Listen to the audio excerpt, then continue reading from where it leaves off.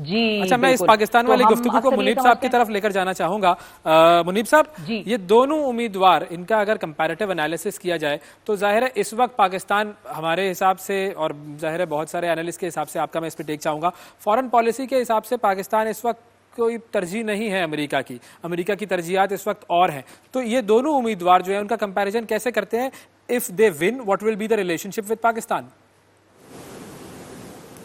دیکھیے ابھی میں ایک بڑی اچھا جو ایک فیکٹر جس کو ہائی لائٹ کیا شفا یوسف زئی نے وہ ہے کیملا فیکٹر. وہ ایک امپورٹنٹ ایسپیکٹ ہے اور آئی تھنک انہوں نے بڑی رائٹلی اس کو کیا کہ آپ کسی کی پرسنالٹی ووٹر کو کتنا چارم کرتی ہے.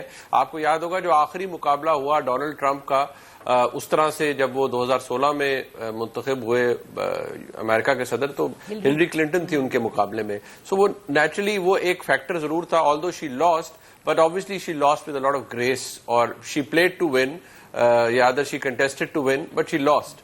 لیکن ڈونلڈ ٹرمپ تو آپ کو پتا ہے وہ مائی وے اور ہائی وے والا چکر ہے. 2020 کے اندر بھی جو پھر ہوا وہ بھی آپ کے سامنے ہے. ان کو لگتا ہی ہے کہ اگر میں نہیں جیتوں گا تو بس پھر الیکشن بھی دھاندلی ہے اور سب کچھ خراب ہے. لیکن جہاں آپ نے پاکستان کی بات کی, دیکھیے ایک تو ذہن میں رکھیے کہ پاکستان اسٹریٹجکلی لوکیٹڈ ہے. پاکستان کے ساتھ انگیجمنٹ تو امریکن ایڈمنسٹریشن کوئی بھی ہو, چاہے وہ ریپبلکنز ہوں یا ڈیموکریٹس ہوں, ان کی انگیجمنٹ تو پاکستان کے ساتھ رہتی ہے. بٹ پاکستان کوئی فارن پالیسی پرائیورٹی نہیں ہے اس وقت امریکہ کے لیے. اس کی وجہ ویسے اگر آپ اس کو دیکھیے کہ جب سے انخلا ہوا ہے نیٹو فورسز کا, یو ایس فورسز کا افغانستان سے, ٹھیک ہے ایک پرابلم ہے لیکن وہ ہمارے گلے پھر ڈال کر وہ جا چکے ہیں. آپ کو یاد ہوگا کہ پہلے بھی ہم بھگت چکے ہیں, اب وہ آؤٹ پور ہم اس کو بیئر کر رہے ہیں.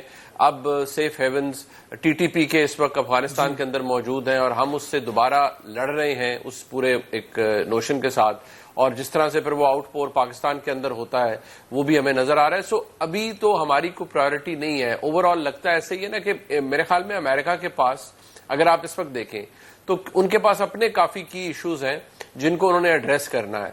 ایک اسرائیل اور مڈل ایسٹرن پالیسی جو ان کی پوری مڈل ایسٹرن پالیسی ہے اس کی بڑی اہمیت ہے اس وقت امریکہ کے لیے. پاکستان کو ان کی پرائیورٹی لسٹ کے اوپر نہیں ہے. اگر آپ ان کے اسٹیٹسٹکس کو بھی دیکھیں, over all foreign policy issues کو بھی دیکھیں, اور اگر آپ یہ دیکھیں کہ اگر کیملا ہیرس بن جاتی ہیں امریکہ کی صدر تو جو آج اسٹیٹ ڈپارٹمنٹ کا موقف ہے, آپ نے دیکھتے بھی ہوں گے بریفنگز کے اندر پاکستان کے حالات کے اوپر جو سوال کیے جاتے ہیں تو وہ بڑا کرسری ویو لیتے ہیں, ٹو دا پوائنٹ آنسر دیتے ہیں, بڑا پریسائز سا. they don't get into arguments, they just give policy statements یا answers.